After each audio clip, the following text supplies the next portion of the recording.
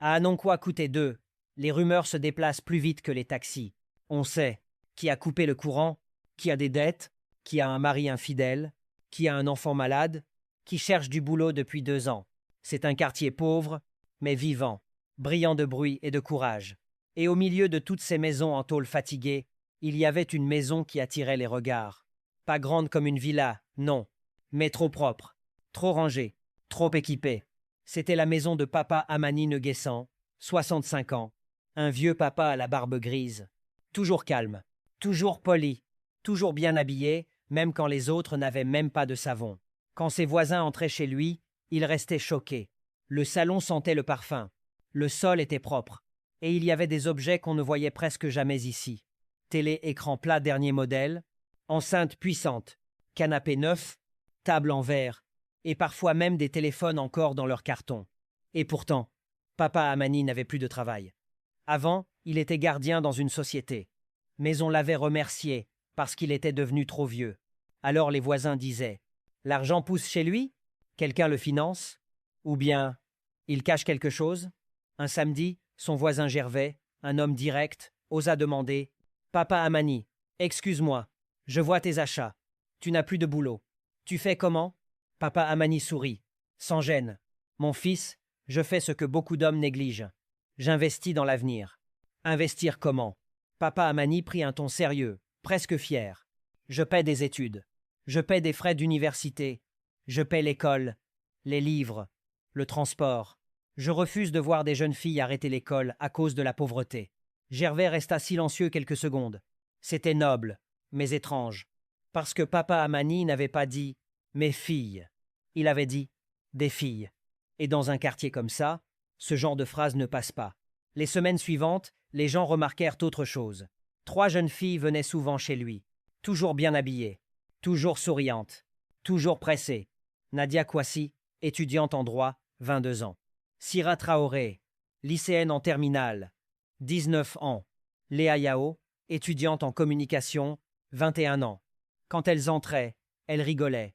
Quand elles sortaient, elles tenaient des sacs, des enveloppes, parfois des tickets de paiement. Les mamans du quartier murmuraient: papa 65 ans, et 3 petites filles comme ça. Les papas riaient. Amani a trouvé sa jeunesse. Mais personne n'osait le confronter frontalement. Parce que papa Amani n'était pas violent. Il était calme. Et il parlait toujours comme un homme bien. Ce que personne ne voyait, c'était la vérité. Papa Amani vivait seul. Sa femme était morte 10 ans plus tôt. Ses enfants étaient partis loin, avec leurs propres problèmes. Certains ne l'appelaient même plus. Et chaque soir, quand le quartier dormait, il restait assis, seul dans son salon. Le silence lui faisait peur. Il voulait sentir une présence, une voix, un rire. Alors quand Nadia et les autres lui disaient: papa, tu es un homme bon. Papa, que Dieu te bénisse. Papa, tu es différent des autres. Son cœur se gonflait. Pas parce qu'il était riche, mais parce qu'il se sentait important. Et ça, c'est un piège très dangereux. Au début, papa Amani payait des choses normales. Les frais d'inscription, les polycopiés, les livres, le transport. Puis Nadia dit un jour avec une voix douce: papa, à la fac, sans ordinateur, je souffre. Si tu m'aimes vraiment, aide-moi. Papa Amani hésita. Puis il acheta un ordinateur. Ensuite, Léa: papa, mon téléphone est trop nul. Je rate mes cours en ligne. Il acheta. Puis Sira: papa, je dois payer mes cours de répétition. Sinon je rate le bac. Il paya. Et petit à petit, ce n'était plus. Papa, peux-tu m'aider? C'était devenu: papa, tu dois. Et quand il essayait de dire non, elle changeait de visage. Donc tu ne m'aimes plus? Tu veux que je souffre? Je croyais que tu étais différent. Et papa Amani, à 65 ans, avait peur d'une chose: être abandonné. Alors il payait. Encore. Et encore. Pour continuer, il commença à vendre ses biens. D'abord sa vieille moto, ensuite un petit terrain hérité de son père, puis ses économies. Mais il continuait à acheter vêtements, sacs, perruques, chaussures, loyer, téléphone. Et le quartier ne comprenait plus. Une voisine, maman Clarisse, lança un jour: Amani, toi tu veux mourir pauvre pour enrichir des enfants qui ne sont pas les tiens. Papa Amani répondit, vexé: Madame, si ton cœur est dur, laisse le mien faire le bien. Mais la nuit, Quand il comptait l'argent restant, il tremblait, parce qu'il savait qu'il glissait. Papa Amani avait une sœur aînée, Tanti Akissi, 70 ans, une femme droite, religieuse, forte. Un dimanche, elle entra dans sa maison et vit les cartons, les sacs, les tickets. Elle le fixa et dit « Amani, tu es en train de t'acheter une illusion. Ce n'est pas ton affaire. Si, c'est mon affaire.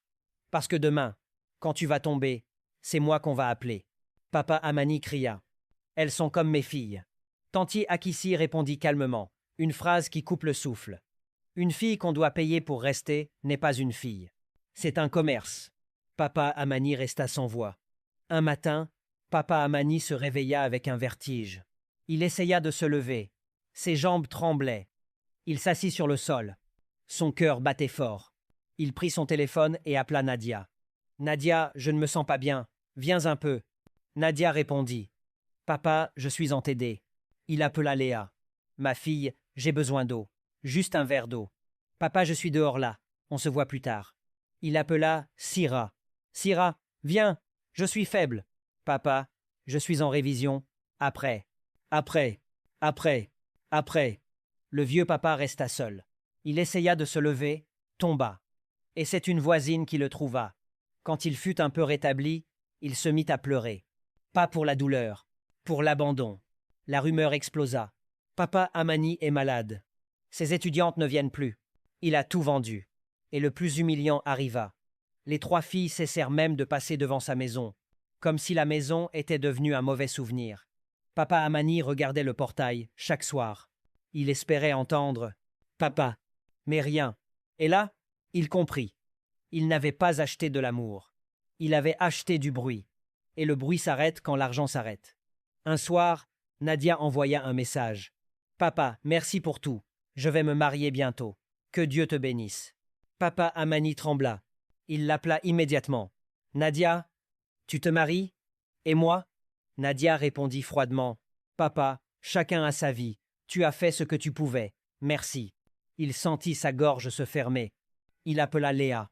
Numéro occupé. Syrah? Elle ne répondit pas.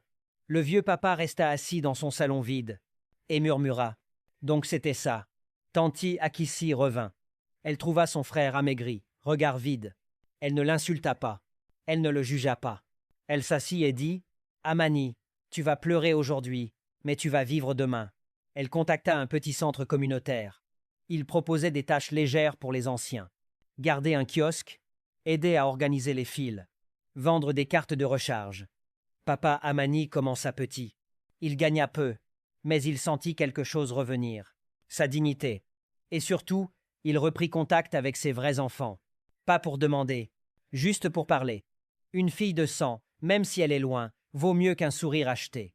Cette histoire n'est pas là pour humilier les hommes. Elle est là pour sauver des vies. Parce qu'aujourd'hui, beaucoup d'hommes jeunes ou vieux tombent dans le même piège. Ils payent pour se sentir aimés. Ils dépensent pour se sentir respectés. Ils sauvent des gens pour fuir leur propre vide. Mais l'amour vrai ne s'achète pas. Aider oui, mais avec des limites claires. Frais d'école, ok. Livres, ok. iPhone, luxe, caprice, non. Si tu n'as pas de cadre, tu deviens une banque. Ne paie jamais pour être aimé.